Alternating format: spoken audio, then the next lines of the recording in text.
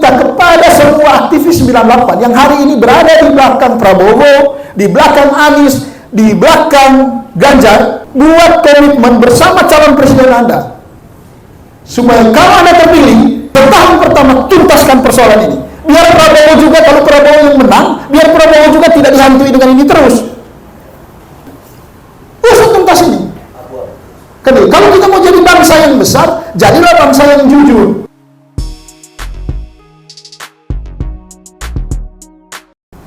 Oke, terima kasih Om Edward. Selamat siang semuanya. Selamat datang di diskusi yang saya kira kita sedang bermain di tepi jurang. Tadi Om Yani ngomong dengan saya bahwa Ron, kita mau bedah buku nih. Judul bukunya adalah Buku Hitam Prabowo Subianto.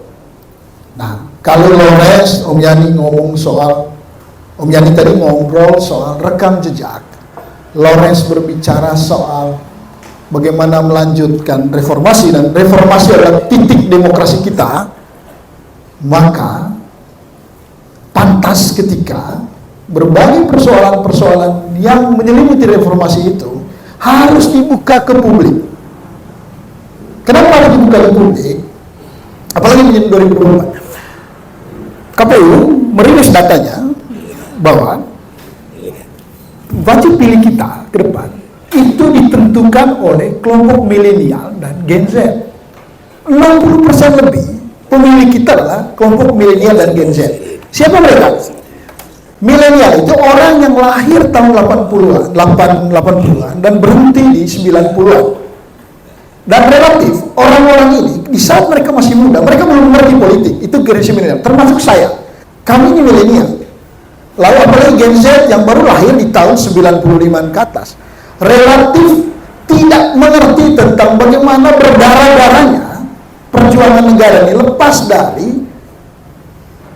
kekuasaan Orde Baru yang sangat menggurita selama 32 tahun. Nah, ini banyak catatan kelam. Dan saya kira Anwar Furguyama ini dia mau mencoba membuka itu. Oke, di sini berbicara tentang Buku Hitam Prabowo Subianto. Isu ini yang menarik adalah ini selalu muncul sejak Prabowo mencalonkan dirinya menjadi wakil presiden dengan Megawati dulu, ya dong, abangnya nih calon presiden berkali-kali, dan dia kan nggak pernah berhenti calon, setiap kali ada pemilu nyalon terus gitu. Ini isunya selalu muncul. Bahkan orang mengatakan bahwa ini basi lah gitu. Nah, tapi nyalon terus kan itu. Nah, walaupun saya harus bijaksana ketika membaca buku ini, tidak kemudian mengikutinya. Pertama begini, buku ini ditulis dalam 7 bab. 4 bab pertama dia menggambarkan bagaimana keterlibatan kaitan Prabowo dengan berbagai pelanggaran HAM.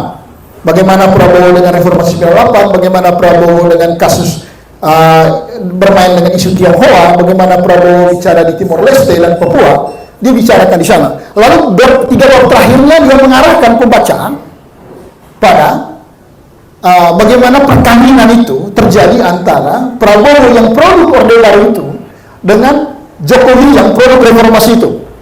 Jadi ini ada politik feodal masa lalu. Kalau kemudian mengikuti cara berpikir pemikir mungkin pluralis bahwa Soeharto itu neopatrimonial, ketemu dengan neopatrimonial baru, geng Solo ini, gitu, berkawin ini, gitu. Orang bahasanya adalah politik dinasti, gitu, berkawin dengan politik dinasti. Nah, tentu tulisan ini menurut saya terlalu bodoh ketika saya mengatakan bahwa ini tidak ada kaitannya dengan kepentingan politik 2024. Mudah sekali kita akan mengaitkan buku ini dengan kepentingan politik 2024. Bahwa di buku ini pengantarnya aja udah mulai menjelaskan tentang bagaimana kita harus hati-hati memilih pemimpin dan mengevaluasi, bahwa Prabowo sudah dicitrakan sejak awal dalam buku ini bahwa ini ancaman terhadap demokrasi. Nah, tapi yang menjadi paradoks buat saya, menjadi pertanyaan yang sangat menarik begini. Dalam tulisan buku ini, narasumber yang dia kutip, salah satunya Desmond Maesa, terus Pius Rustrianan, Budiman Sujatmiko, Andi Arief, dan berapa teman yang notabene hari ini itu berada di belakang Prabowo ini. Mereka yang memberikan kesaksian bahwa oh iya, yang dulu pada saat tim Mawar itu beroperasi, orang-orang yang ditangkap itu ketemu dengan kami. Itu orang-orang itu ada di sana. Bahkan even jenderal-jenderal dulu yang menjadi rujukan ini, bahwa dia mengkaitkan bahwa Prabowo ini sudah berdasarkan sidang Dewan Perwira, Prabowo ini harus diberhentikan dari ini karena dinilai melanggar. Ada berapa alasan. Salah satunya adalah dinilai melakukan tindakan pidana. Itu pun hari ini juga berada di belakang Prabowo. Nah, ini menurut saya sesuatu yang kemudian tidak juga mengamini apa yang dikatakan oleh Lawrence, bahwa ini ada apa ini? Kok dagelan kita ini? Ini kan kita kayak main-mainan aja. Lalu kemudian orang-orang yang berteriak hari ini juga tentang bagaimana pelanggaran HAM ini, misalkan, even saya mau bilang kasus, ada yang mengatakan bahwa aktivis yang ditangkap itu juga kan banyak yang hilang sampai hari ini. Ada aktivis PD Perjuangan yang notabene pembela mati-matian Megawati dalam kasus kampanye Mega Bintang dulu. Itu ditangkap dan sampai hari ini hilang. Uniknya, ketika Megawati jadi presiden, kenapa juga usut kasus ini? Gitu. Terus SBY yang juga dulu berperang dengan isu-isu, bermain isu ini juga. Angkatan pula. Di belakang dia ada Agung Gumelar juga, yang notabene juga dulu termasuk ke tim yang mendekapkan si Prabowo juga. Dan dia buka-bukaan, dia sampai bilang bahwa mereka di sini, Wiranto ada di sini. Kenapa kamu nggak usut dia pada saat itu dan membiarkan orang ini terus ada dalam pilpres ini? Even Jokowi yang notabene 2 kali bertarung dengan Prabowo dalam 2 pemilu, lalu selalu dituduh komunis, tidak jelas pendidikannya apa. Kenapa you nggak buka hal gini? Kenapa you nggak sidang aja nih Prabowo, diperiksa aja, benar nggak dia ini?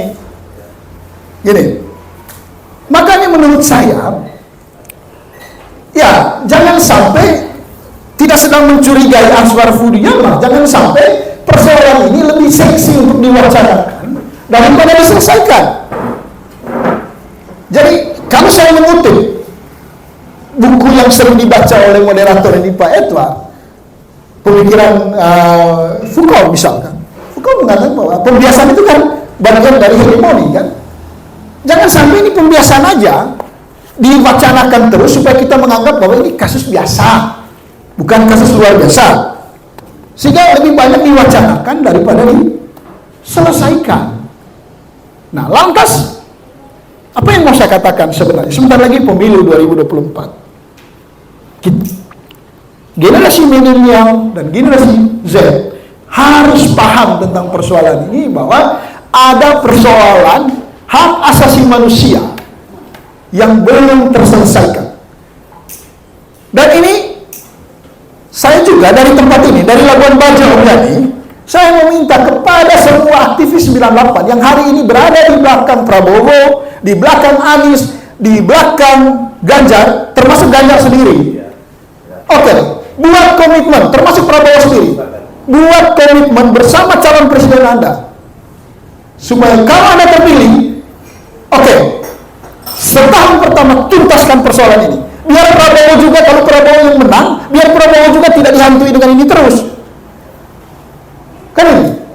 Supaya sejarahnya Indonesia tidak akan hidup dalam hidup penasaran, benar nggak ini? Usut tuntas ini. Kan ini? Kalau kita mau jadi bangsa yang besar, jadilah bangsa yang jujur. Gitu. Jadilah bangsa yang jujur, harus mengatakan bahwa ini salah ya salah. Nanti gimana setelah itu? Banyak alternatif. Kan itu. Nah, jika demi keamanan nasional misalkan, Harus ada rekonsiliasi nasional setelah itu. Ayo, lakukan itu. Afrika Selatan sudah melakukan itu. Banyak pelanggaran HAM yang dilakukan di Afrika Selatan diselesaikan dengan rekonsiliasi. Tapi bukan begini rekonsiliasinya. Tiba-tiba rekonsiliasi tidak pernah dibuka persoalannya. Persoalannya harus dibuka. Kenapa itu terjadi? Kalau memang ada kepentingan elit, ya dikatakan kepentingan elit. Ada situasi yang menyelamatkan negara misalkan, demi keselamatan bangsa, maka terpaksa ini dilakukan, maka itu dibuka. Lalu dilakukan rekonsiliasi nasional. Kan itu. Tapi kalau tuntutannya adalah penegakan hukum, ayo penegakan hukum. Dan siapapun pelakunya. Bukan hanya misalkan Prabowo, jadi katanya tidak adil juga. Selalu memojokkan Prabowo sebagai pelanggar HAM, tapi tidak ada satupun keputusan hukum yang menetapkan Prabowo sebagai pelanggar HAM. Hanya berdasarkan keputusan DKPP dan berdasarkan temuan awal tim pencari fakta. Nah, yang dibutuhkan hari ini apa? Itu tadi pengusutan tuntas. Dan orang seperti Budiman Sujatmiko, orang seperti Adian Napitapulu, orang seperti Pius Mustri Lanang, Anda korban. Anda korban. Sahabat Anda yang hilang itu. Ayolah, mintalah pada Prabowo, mintalah pada Ganjar, mintalah pada Anies Baswedan. Kalau Anda jadi komitmennya ini. Jangan mati idealis. Gitu. Jangan demi kekuasaan ini kita korbankan bangsa ini. Nah, sebagai penutup, saya mau mengatakan ini. Cintalah negara ini, sepahit apapun negara kita tetap cintai dan kita jaga, dan jangan pernah takut pada kebenaran. Kalau memang ada pelanggaran itu, bertanggung jawablah dan katakan padaku, ya, itu kami pernah lakukan.